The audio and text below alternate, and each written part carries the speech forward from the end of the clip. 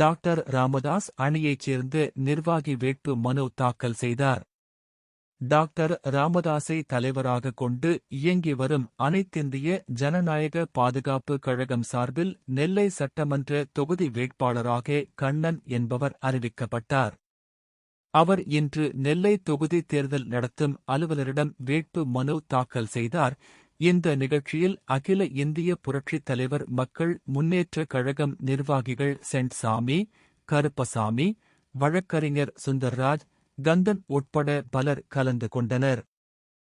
கண்ணன் எனும் நான் தமிழ்நாடு சட்டமன்ற பேரவையில் இந்த இடமொன்றை வேட்பாளராக நியமிக்கப்பட்டுள்ளதால் சட்ட விதிகளுக்கு இணைந்த நிறுவப்பட்டுள்ள இந்திய அரசியலமைப்பின்பால் உண்மையான நம்பிக்கையும் கட்டுப்பாடும்.